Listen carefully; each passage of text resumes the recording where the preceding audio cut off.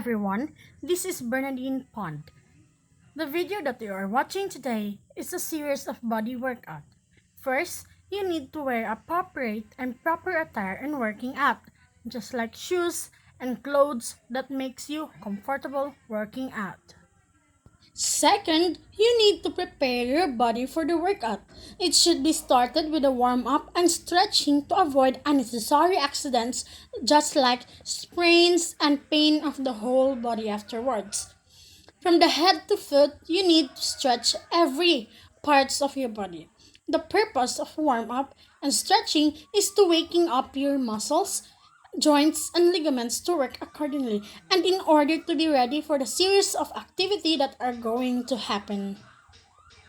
This video concentrates of the two factors of movement, two concepts of movement, and five laws of movement. This video is dedicated to our subject BPE 211 Code 0542 Movement Education. This task was given by our beloved teacher, Miss Jovette Loquania. This focuses on the four factors of movement, the four concepts of movement, and the 9 laws of movement, which really help us improve and learn a lot in this subject. You need to take it seriously, the warm up and stretching, because lacking of those two, you would face consequences. Take note, always warm up and stretch your body every time before you work out or any activity. Stretch your hands, stretch your arms, as well as the legs and the foot.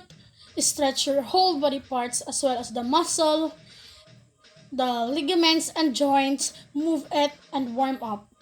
This stretching and warming up can help thoroughly your body because it avoids sprains and lessen the body pain afterwards.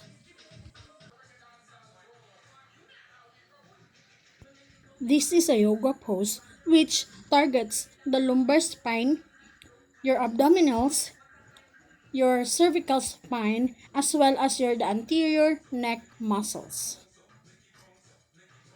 This is also a yoga pose which targets the back, hips, thighs, and ankle.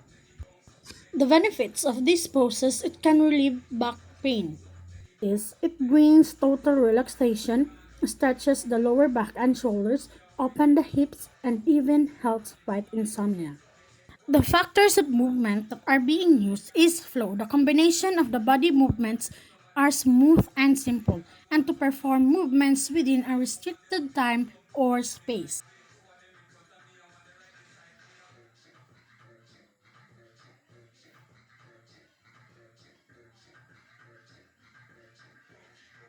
Our BPE professor, Madam Emily Justiniani said, "Never stop working out until you feel the pain. Don't timer yourself. Perform well. Don't stop if you can do more workout and exercise." In my point of view, the time you already feel the pain during workout or exercise, it is the time that the real workout begins. The more you push yourself to the limit, the more you will achieve the possible success of your goals. The twisting plank or side plank with a twist exercise helps work your abs and obliques. It targets the abs and obliques. Also, the twisting plank will train your shoulders, glutes, and quads to be stronger and more reliable. The exercise benefits of the plank twist. This exercise strengthens your abs, obliques, and lower back and helps to trim down your waist. It also enhances the flexibility of your spine and can help improve your balance. The factors of movement that are being used and applied by this plank twist or twisted plank is weight. The weight of my hips is not that strong nor light. And also, it refers to the gravitational relationship of my body towards the ground or earth. This workout is called plank. Planks target the trapezius, the rhomboid muscles, and in your back as well as the pectorals and serratus anterior.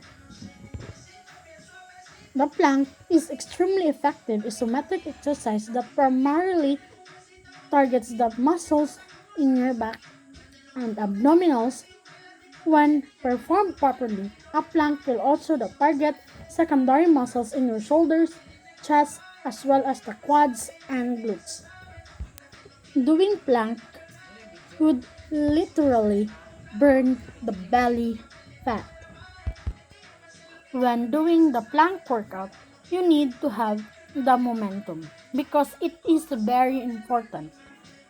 Somebody says if you've done the correct posture of doing the plank, you will feel the burning effect and the shaking effect of your upper abdomen or stomach.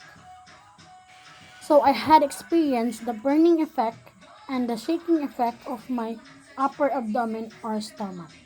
The benefits that we can get in planking: it strengthens the core, improves muscle definition, aids the metabolic rate, helps towards improving the posture, helps the back pain, great for core muscle stability, works more than just your core muscles. The concept of movement that are being applied is body awareness, identification, and location of body parts. It is dependent on the capacity to perceive and integrate information coming from all sense organs, including the proprioceptors of muscles and joints.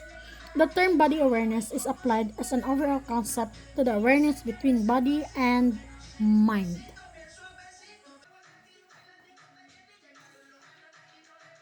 Side leg raises involve abducting or pushing away the leg from your midline.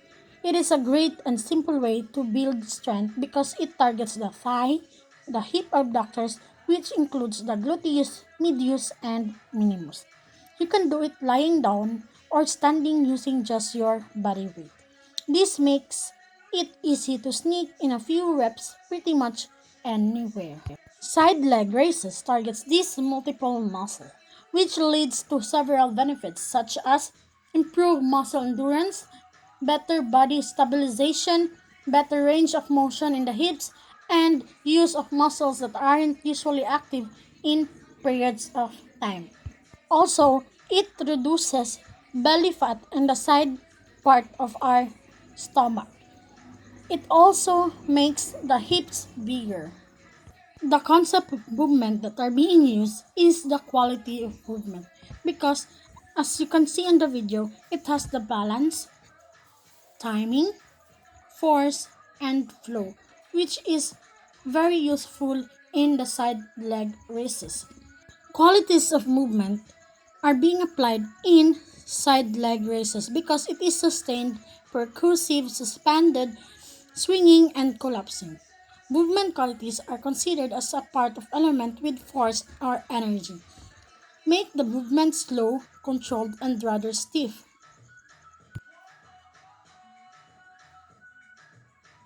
Crunches targets the abdomen such as rectus abdominis muscle as well as the lower back muscles and oblique.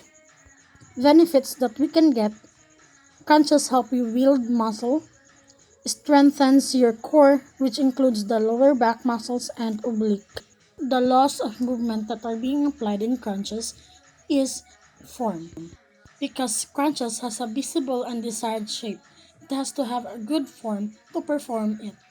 The abdominals is pulled and thus curled.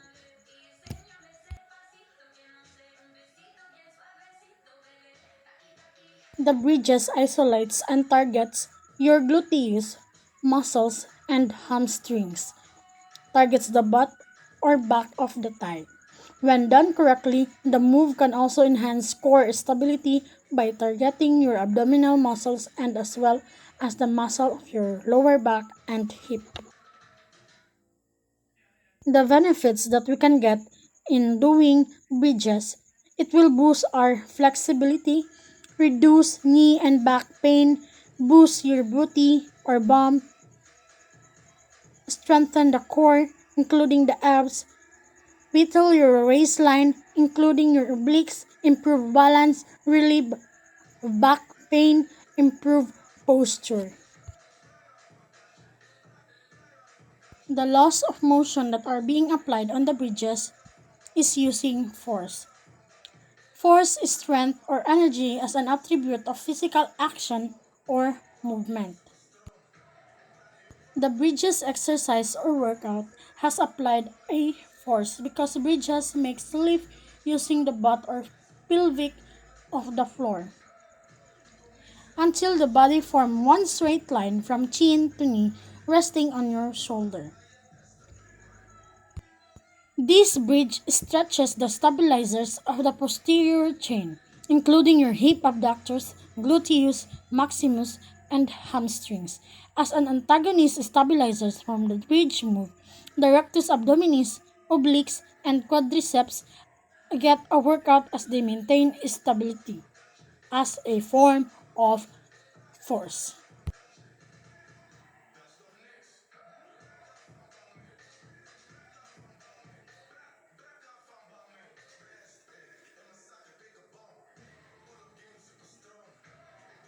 Donkey kicks are great for both stability and toning. They target your gluteus maximus, the largest of your three glutes muscles, the bulk of your body. They also work with your core and shoulder muscles, since your entire body has to remain stable while your leg lifts. This move can be completed without equipment and can be modified for all fitness levels. The donkey kicks is scientific name is quadruple bent knee hip extension. The donkey kicks are simple but effective exercise that targets the glutes and helps to tone, tighten, and strengthen your buttocks. To give your glutes a great workout, combine a set of donkey kicks with a set of another workouts. Donkey kicks are such easy exercise to make your bum bigger. They are great addition to a bum workout. The donkey kicks has many benefits of the body because it really helps you to make your bum or butt bigger and makes your hip wider and it trims also the belly fat on the side part of your stomach. The loss of movement that has been applied on the donkey kicks is extension. The donkey kick's scientific name is quadruple bent knee hip extension, but it gets its nickname from the literal movement which look like the animal's notorious kick. Donkey kicks has applied the extension because it raises the legs upward in several times, left and as well as the right. It really extends legs upward just like it's going to reach things.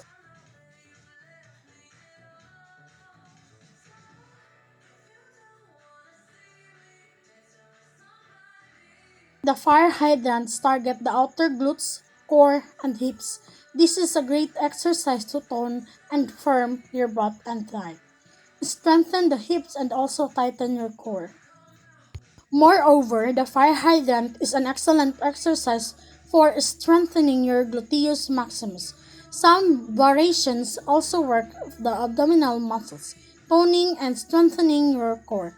As the biggest muscle in your body, or pelvis or hip region, your glutes control the three major hip movements. The benefits that we can get from it activates our core stabilizers and strengthen the base and sculpt your butt from all angles.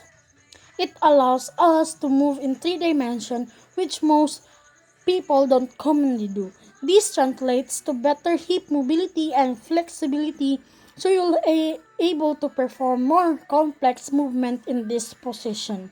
The laws of motion that are applied to fire hydrant is motion, the action or process of moving. So the legs of the fire hydrant is continuously raising upwards and back to the normal position. Squats, obvious muscles targeted are in the lower body. But in order to do this compound exercise, you also need to use several muscles above your waist. The lower muscles targeted the gluteus, quadriceps, hamstrings, adductor, hip flexors, and calves. And also targets your core muscles just like rectus abdominis, obliques, transverse abdominis, and erector spinae.